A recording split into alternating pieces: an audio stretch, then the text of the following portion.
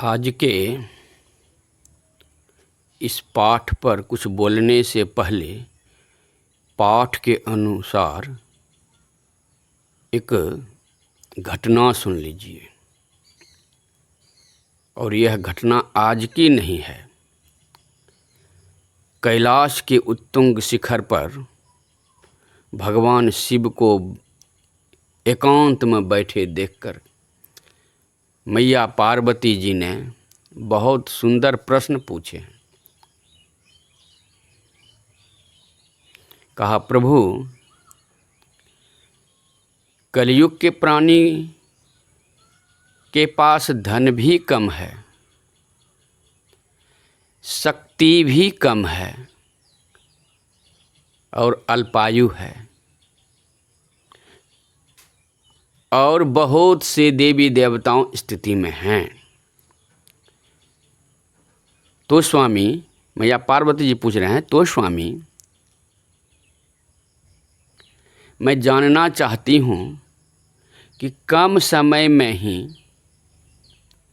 सभी देवी देवताओं का फल, सभी देवताओं की पूजा का फल, सभी व्रत और उपासना का फल, तीर्थों धामों का फल एक ही जगह एक बार मिल जाए, ऐसा कोई देव है?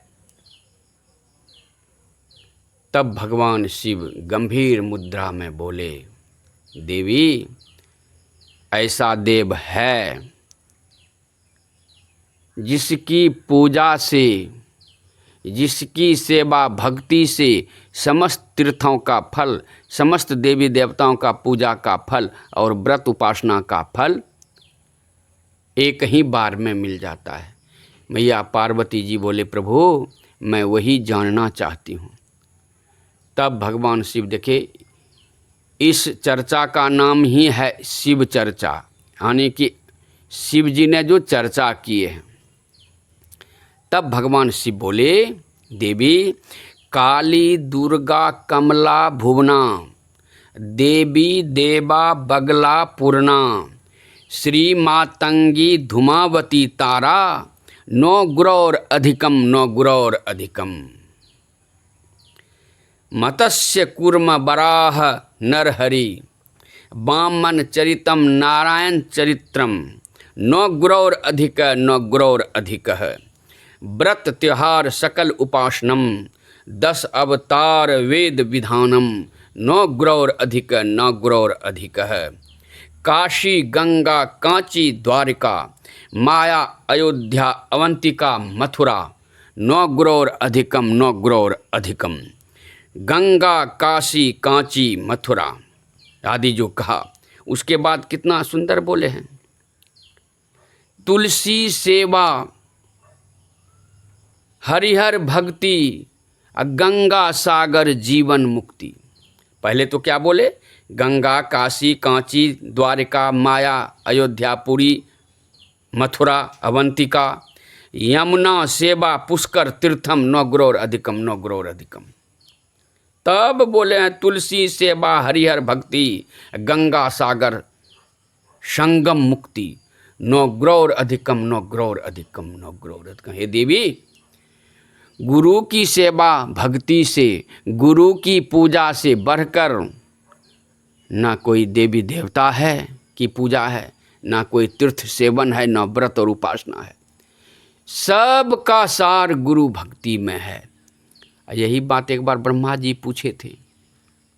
ब्रह्मा जी को भी बोले थे, यजुर्वेदीय ग्रंथ है योग सिखोपनिषद। भगवान शिव बोले थे ब्रह्मा जी के पूछने पर, गुरोर ब्रह्मा, गुरोर विष्णु, गुरोर देवो सदाशिवः,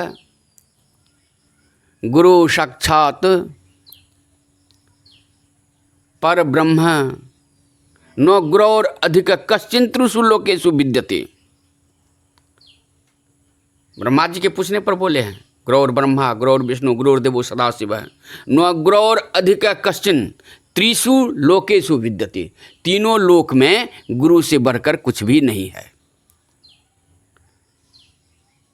सहरसा जिला के बनगांव के संत लक्ष्मीपति गोसाई कहते हैं, प्रथम देव गुरुदेव जगत में और न दूजो देवा, गुरु पूजे सब देवन पूजे, गुरु सेवा सब सेवा।